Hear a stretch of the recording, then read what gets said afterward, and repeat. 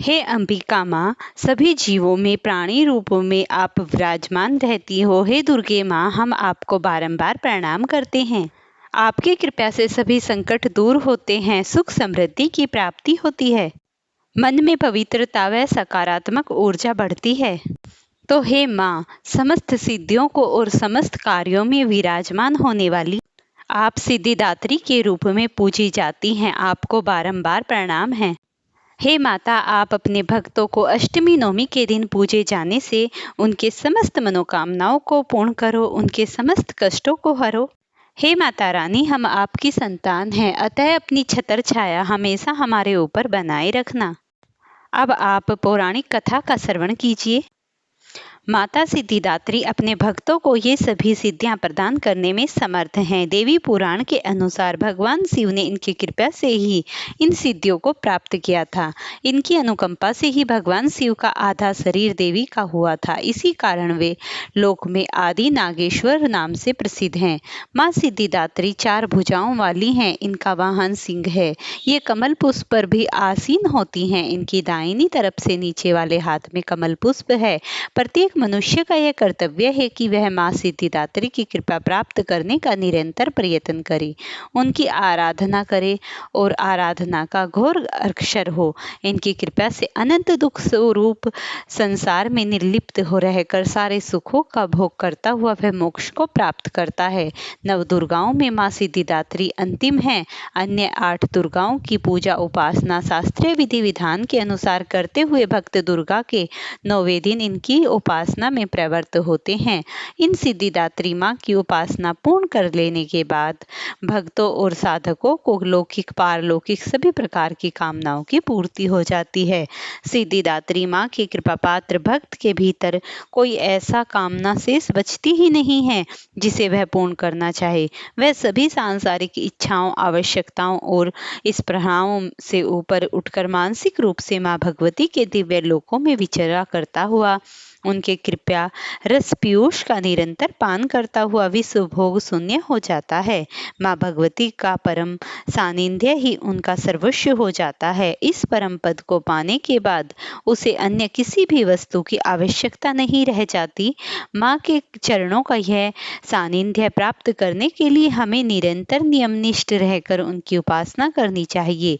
माँ भगवती का स्मरण, ध्यान, पूजन हमें इस संसार की असारता का बोध कराते हुए वास्तविक परम शांति में अमृत पद की ओर ले जाने वाला है। इसकी आराधना से जातक को मणिमा, लधिमा, प्राप्ति, पराकाम्य, महिमा, इशिततु, सर्व कामना वाशिता, दूर श्रवण, पराकामा, प्रवेश, वाक सिद्धि, अमरतत्व, भावना सिद्धि आदि समस्त सिद्धियां, 9 निधियों की प्राप्ति होती है। आज के युग में इतना कठिन तप कोई भी नहीं कर सकता, लेकिन अपनी शक्ति अनुसार जब तप, पूजा अर्चना कर कुछ सर्वसाधारण के लिए आराधना योग्य है। यह श्लोक सरल और स्पष्ट है। माँ जगदम्बा की भक्ति पाने के लिए इसे कंठ पर नवरात्रि में नवमी के दिन इसका जाप करना चाहिए। या देवी सर्वभूतेषु माँ सिद्धिदात्री रूपेण संस्थिता, नमस्तस्यै नमस्तस्यै नमस्तस्यै नमो नमः। इस मंत्र का जप करने से माता अति शीघ्र प्रसन्न हो जाती हैं और अपने भक्त की मनोकामना पूरी करती हैं। अर्थात इसका अर्थ है, हे माँ सर्वस्त्र विराजमान और माँ सिद्धिदात्री के रूप में प्रसिद्ध अम्बे, आपको मेरा बारंबार प्रणाम है, या मैं आपको बारंबार प्रणाम करती हूँ। हे माँ, मुझे अपनी कृपा का पात्र बनाओ और अपनी चरण शरण में स्थान दो। इस प्रकार माता सिद्धिदात्री की पूजा करनी चाहिए। अब आप माता की पौराणिक कथा सुनिए। प्राचीन ग्रंथों में मिलता है कि जब सृष्टि का प्रारंभ हुआ तब चारों ओर केवल अंधकार व्याप्त था। न सूर्य था, न प्रकाश था, न चंद्रमा की चांदनी, न धरती का ठोस आधार था और न ही आकाश की सीमाएं। ऐसे समय ब्रह्मा जी ने सृष्टि की रचना के लिए घोर तपस्या की।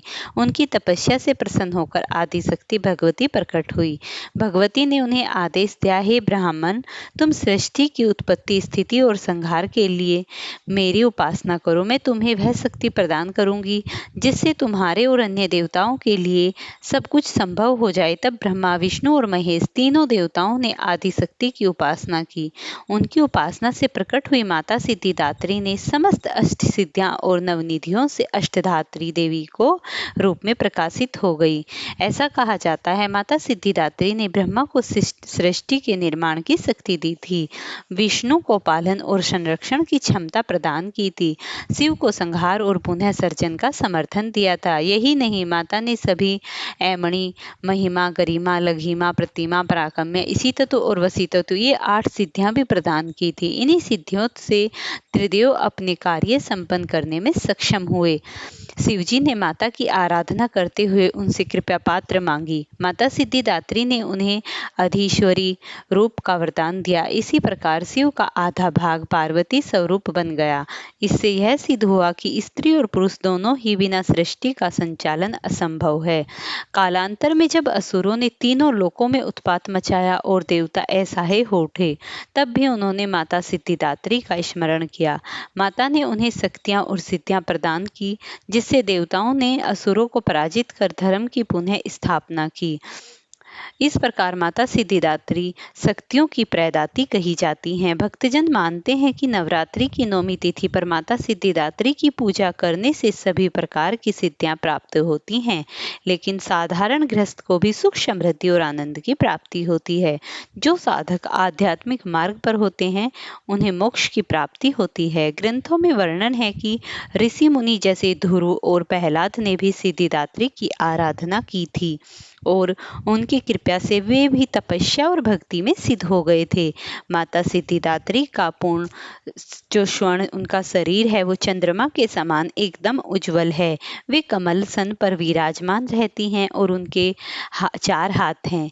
दाएं हाथ में गदा, चक्र और बाएं हाथ में शंख और कमल है। वे सदा अपने भक्तों को आशीर्वाद देने की मुद्रा में रहती हैं। और माता सिद्धिदात्री की जब हम पूजा करते हैं तो उन्हें ये मंत्र अति प्रिय है, ओम देवी सिद्धिदात्रिये नमः। इस मंत्र को अगर आप सच्चे मन से पूरे हृदय के साथ 8 बार 108 बार अगर जपते हैं तो आपका कितना भी पुराने से पुराना कार्य क्यों ना रुका हो वह भी तुरंत पूरा हो जाता है। जो भक्त श्रद्धा पूर्वक माता सिद्धिदात्री का पूजन करता है उनके जीवन में कभी भी असफलता नहीं आती। जैसे भक्ति, ज्ञान, वैराग्य और योग सभी उनके जीवन में सहज उपलब्ध हो जाते हैं। वह सांसारिक बंधनों से मुक्त होकर ईश्वर की परम शांति को प्राप्त होता है। यह शैली वही है जैसे धार्मिक किताबों में मिलती है। उसी प्रकार माता सिद्धिदात्री की ये जो कथा है वो मैंने आपको बताई है कि माता सिद्धिदात्री की इस प्रकार आराधना अवश्य ही सुननी चाहिए, तभी भक्त को पूर्ण फल प्राप्त होता है। अब प्रिय भक्तों, आप सिद्धिदात्री माता की एकदम पौराणिक लिखी हुई आरती, जिसे माँ इस आरती के पढ़ने मात्र से ही प्रसन्न हो जाती है। जय जय सिद्धिदात्री तू सिद्धि की दाता, तू भक्तों की रक्षक, तू दासों की माता। तेरा नाम लेते ही है मिलती सिद्धि, तेरे नाम से मन की होती शुद्धि, कठिन काम सिद्ध कराती हो तुम। जय जय सिद्धिदात्री माता। हाथ सेवक के सर धरती हो तुम, तेरी पूजा में न कोई विधि है। तू जगदम्बे दाती, तू ही सार्वध सिद्धि है माता। माता तेरी पूजा है इतनी कोमल, जो भी करे भक्त हो जाते हैं सारे काम उसके। जय जय सिद्धिदात्री माता, माता सिद्धिदात्री जय जय। रविवार को तेरा सुमरन जो करे, तेरी मूर्ति ही मन में धरे, तो सब काज उसकी कराती है पूरे माँ। कभी काम उसके न रहे अधूरे, तुम्हारी दया और तुम्हारी यह माया रखे जिसके सर पैर मैया अपनी छाया। सर्व सिद्धि दाती हो हे मैया भाग्यशाली, जो है तेरे दर का ही अम्बे सवाली।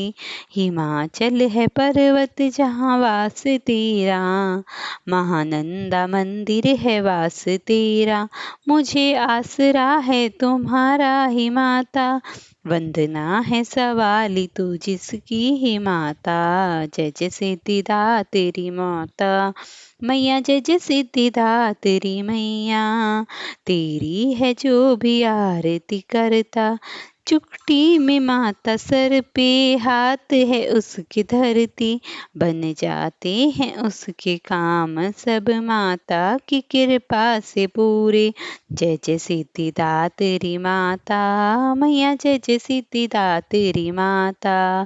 प्रेम से बोलिए सिद्धिदात्री मात की जय। प्रिय भक्तों, अगर आपको ये वीडियो पसंद आई हो तो इसे लाइक शेयर करना, चैनल पर नए हैं तो चैनल को जरूर सब्सक्राइब करना।